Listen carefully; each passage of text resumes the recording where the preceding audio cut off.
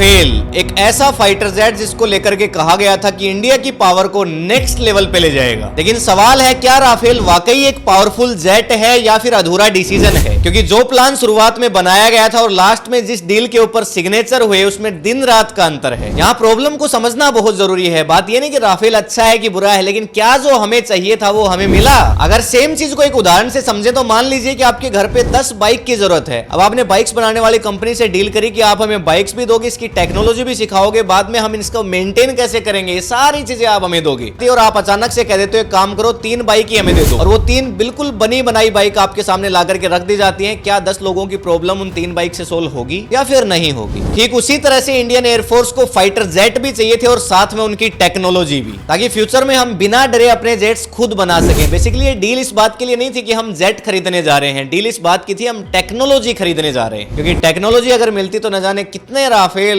आज हम खुद तैयार कर लेते। अब हमारे लिए समझना यह भी जरूरी है कि राफेल की टेक्नोलॉजी इतनी जरूरी क्यों है हमारे लिए। तो राफेल है, यूं ही दुनिया दीवानी नहीं है राफेल की। आपको पता है राफेल को मल्टी रोल जेट कहा जाता है, यानी एक ही बार में कई सारे काम कर लेता है। ऐसे आदमी को क्या कहते हैं? Multi talented. वही है राफेल। हवा से सीधे हवा में फाइट कर लेता है, ग्राउंड के ऊपर जो टारगेट है उसको भी निशाना बना सकता है एट द सेम टाइम, और वापस निकलते टाइम एनिमी से खुद को सुरक्षित भी कर लेता है। ज्यादातर जेट्स को ये काम अलग अलग एयरक्राफ्ट से करना पड़ता है, लेकिन राफेल के साथ ऐसी दिक्कत नहीं है। दूसरी चीज, क्या जबरदस्त एईएस रडार लगा होता है राफेल के अंदर। अगर इस चीज को मैं आपके लिए आसान कर दूं तो पुराने रडार जो होते थे टॉर्च की तरह काम करते थे, एक ही डायरेक्शन में फोकस होता था। लेकिन एईएस रडार बिल्कुल डिस्को लाइट की तरह काम करता है। जैसे डिस्को लाइट नहीं घूमती चारों तरफ,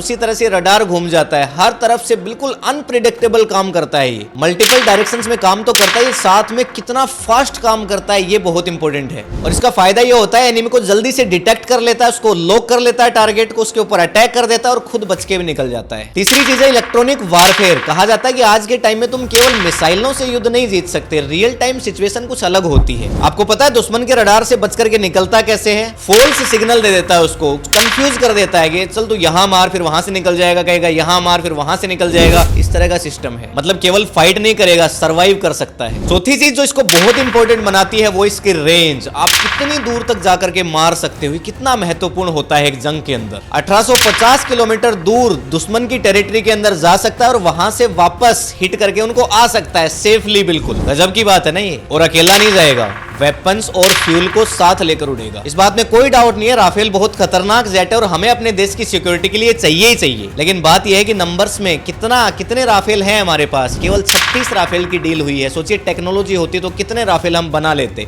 तो फिर आखिर ये डील का हुआ क्या? देखिए इंडियन एयरफोर्स के सामने 2 बहुत बड़ी प्रॉब्लम आ रही थी। एक तो पुराने जेट हैं वो लगातार रिटायर होते जा रहे हैं क्योंकि बहुत पुराने हो गए, और नए वाले जो जेट्स हैं उतनी जल्दी ज्वाइन नहीं कर पा रहे। तो इंडिया ने ढूंढना शुरू किया कि भाई देखो फटाफट कौन सा जेट है वो बढ़िया है, हम लोग खरीद लें। तो सामने आया राफेल। अब राफेल बहुत पसंद आ गया हमें, तो फ्रांस के साथ हमने गवर्नमेंट टू गवर्नमेंट डील कर ली, 36 राफेल खरीद लिए।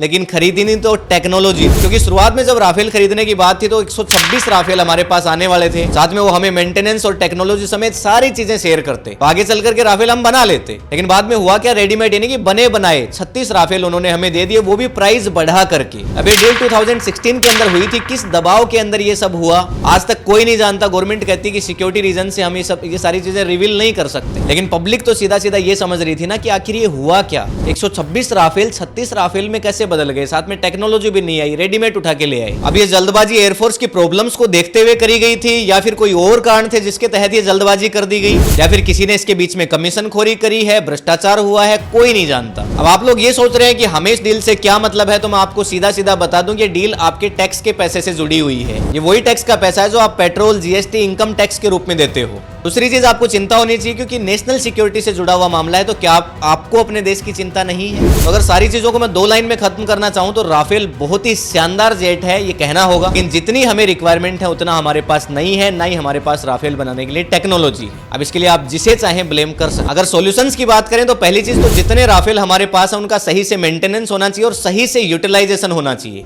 दूसरी चीज, जब गवर्नमेंट इस तरह की डील्स करे तो केवल बेस्ट जेट देख लेने से कुछ नहीं होगा, नंबर्स भी देखने पड़ेंगे कि हमारे पास आखिर नंबर्स में जेट कितना आने वाला है, और साथ ही इंडिजीनियस प्रोग्राम को भी पैरेलल चलाना चाहिए। अगली चीज, जब भी इस तरह की डील्स होती हैं तो सेल्फ रिलायंस पे ध्यान दिया जाना चाहिए। इसका मतलब हो गया कोर टेक्नोलॉजी, डिजाइन कैपेबिलिटी और लोकल सप्लाई चेन। क्या है ना कि जब तक इंडिया अपनी टेक्नोलॉजी डेवलप नहीं करेगा ना, तब तक दूसरों के सामने ही मांगने के लिए खड़े रहना पड़ेगा। और अगली सबसे इंपॉर्टेंट चीज, डील के अंदर इतना भी टाइम वेस्ट नहीं करना चाहिए कि टेक्नोलॉजी इतनी महंगी हो जाए कि जितने जेट्स हमें मिलने थे उसका तीसरा या चौथा हिस्सा भी हमें देखने को न मिले। तो इसलिए ऐसे डिसीजंस थोड़े से फास्ट होने चाहिए, क्योंकि देश की सिक्योरिटी का सवाल है। खैर, वैसे तो इंडियन एयरफोर्स अपना काम कर ही रही है, भारत की बाकी सेनाएं हैं वो भी अपना काम कर रही हैं, लेकिन राफेल भी अपनी जगह इंपॉर्टेंट है। आपको ये वीडियो कैसा लगा कमेंट सेक्शन में जरूर लिखें। आज के इस वीडियो के अंदर इतना ही। अगर आप चाहते हैं कि इस तरह की वीडियोस हम और लेकर के आए, इंफॉर्मेटिव वीडियोस, तो जरूर इस वीडियो को शेयर करना। मिलेंगे आपसे एक और वीडियो में, तब तक के लिए